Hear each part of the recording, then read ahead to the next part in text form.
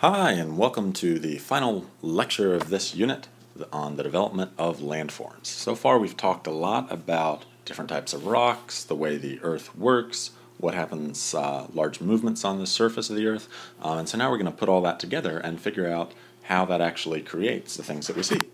And when we talk about surface landforms, we usually group them into 4 different categories, and we've talked about all of these categories some way or the other before. The first type is structural landforms. These are the landforms that are directly caused by the structure of the Earth's crust, by the movement and interaction of the crustal plates. And they're just created by these massive movements in the Earth.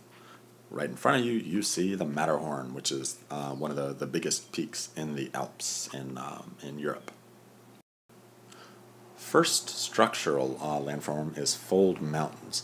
And these form when continents riding atop 2 plates collide, and the layers of those rocks crumble and they fold upwards. Remember, continental plates are very light; they're not as dense as oceanic plates, so they move upwards when they collide with each other. So fold mountains are examples are, say, the Himalayas or the Appalachians, which again used to be huge, bigger than the Himalayas before they were weathered and eroded. With the fold mountains in front of you, you can see how they look like a series of parallel stripes seen from outer space. Next type of structural landform is volcanoes, and these form when some kind of rupture in the crust allows magma or ash or gas to escape from the magma chamber below. These are often found, as you know, near subduction zones where say an oceanic plate is pushed into the mantle, and where the plate then melts and the magma finds its way up. Volcanoes also form in spreading zones where magma just kind of has a clear path up to the surface of the crust, or the surface of the Earth. And bonus points, what kind of rock is usually found around volcanoes? If you said igneous, you are correct. Good job. Pat yourself on the back. That's your bonus point. Next, rift valleys. These form, as you know, when 2 plates move apart or 1 plate splits. And as you know, there are rift valleys along the center of the Atlantic Ocean, say, because the North American and the Eurasian plates are moving apart. There are rift valleys in East Africa, where the African plate is kind of moving in 2 different directions. And you've got lots of different rift valleys around the world, a very prominent structural feature. Next type of landform, weathering landforms. We've already talked about weathering. We know how it works. Big rocks basically become small rocks. So when you're talking about weathering landforms, these are just created through mechanical, like, say, frost wedging or root wedging, or chemical decomposition of rock through, say, acid rain or other chemical dissolutions of rock. The first most obvious example of this is soil. This soil is basically nothing but broken down weathered rock that's mixed with organic matter, decomposed plants and animals, and living organisms, water and gases. Here you see kind of the side view of soil. It's got lots of different layers, much more organic stuff in the top, and then more clay and sand down at the bottom. Next, caves and sinkholes are the type of landforms that happen usually when limestone, which is a sedimentary rock, which is really vulnerable to naturally forming acids, that combination that we talked about of water and CO2. It combines to form an acid that eats through limestone very well. So that's where it rains, you have water dripping down into the rock, getting through little air holes, and then just eating away at some kind of cave underneath the ground. And stalagmites and stalactites are also just kind of minor examples of that kind of dissolved limestone that then resolidifies in the shape of these cool little spiky things. Next, you have erosional landforms, and these occur where weathered material is removed. And again, when we talk about these kind of landforms, there's kind of a gray line between the weathering of the rock and the erosion of the rock in some cases. But erosional landforms, what we accentuate there is more the removal of the rock than its breaking down. Valleys are a really obvious version of this. And rivers are probably some of the prime creators of valleys. And rivers just because water very efficiently finds like the lowest possible area, like the lowest elevation it can get to. When you look at a valley, if it's V-shaped, if it's got kind of sharp edges that meet, you can tell it was carved out by a river. But if the edges look more gently sloped, look more U-sloped, it was probably carved out by a glacier, which just acts, as you know, like a slow-moving river of ice.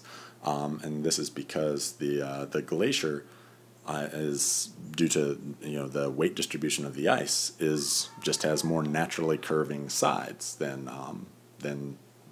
any kind of river. Next, cliffs. These form, and again, this kind of toes the line between a weathering and an erosional landform. These form where the oceans erode the coast, where they pull the little rocks away from the previous coast and create sharp downdrops.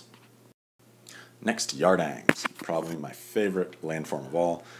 These are formed when little small particles that we've talked about being carried around in the wind, when these carve out and sculpt strange rock outcroppings. You've probably noticed if you've gone out when the wind is really, really strong, it hurts because of all the pieces of sand and grit carried in the wind. With rocks, it's the same. They'll be just chipped away by these tiny little impacts of pieces of sand and sediment in the wind. However, those pieces of sand and sediment, because they weigh something, they weigh more than, say, air, sometimes they can't be picked up very high off the ground except by really strong gusts, which means that you're going to have kind of strange outcroppings where the bottom several feet or 20 feet, depending on the type of wind in the area, where that area is more eaten away and more carved out than the top area. That's why Yardangs are wider up top than on the bottom. And double extra point bonus quiz. What is the most famous Yardang in the world? Take a second to think about this. The answer is the Sphinx. It's the inhabitants of the area in ancient times basically took a naturally forming Yardang. As you can see, it's narrower around the bottom than at top, and carved a face into it, which Napoleon, then I'm told, blew the nose off of with a cannon. And these days, a quick search on the internet shows up. These days, what's really cool is to go to Egypt and take a picture of yourself looking like you're kissing the Sphinx. So that's your summer assignment from me. Also, extra credit points if you do that, plus a pat on the back. Next, our final type of landform, depositional landforms. Deposition basically means putting down. So these occur where weathered and eroded material is put down or deposited. Beaches are maybe the most obvious type for us. These form where the waves have been carrying eroded sand and they just put it down. The problem, of course, with this is that the waves can also pick up that sand again and, through a process of erosion, destroy the beach that they've created. But for the time being, while the beaches exist, they are depositional landforms. Moraines. These form when glaciers run out of steam and when they come to an end.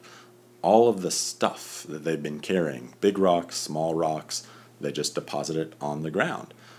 So you can tell historically where glaciers have ended by the piles of rock that are deposited there, and they can be really small, like the kind of just bed of rocks that you see right there at the end of the glacial valley. or they can be really big. These are noticeable from, say, outer space. Long Island is basically a giant moraine. Back during the Ice Age, when the glaciers were much farther south than they are now, the glacier ended right about at New York City and put down all of its rocks and boulders there so much that now we have Long Island. Yay! Same thing with Cape Cod off Massachusetts. That's basically where the glacier ended and put down so many boulders, so many rocks, that it created a giant landform. And finally, sand dunes. These are also depositional landforms where, in the desert, wherever the wind puts down enough sand to form a dune, well, there you have dunes. And the cool thing about dunes is that they constantly shift and move. So if you take pictures of the desert from outer space, over the years you'll see the dunes migrate across the desert. It's pretty cool. You should check it out on YouTube or something. Whew. All right, good job. I hope you followed along with us this unit, and you've learned a lot about landforms. Now, pat yourself on the back. You've finished.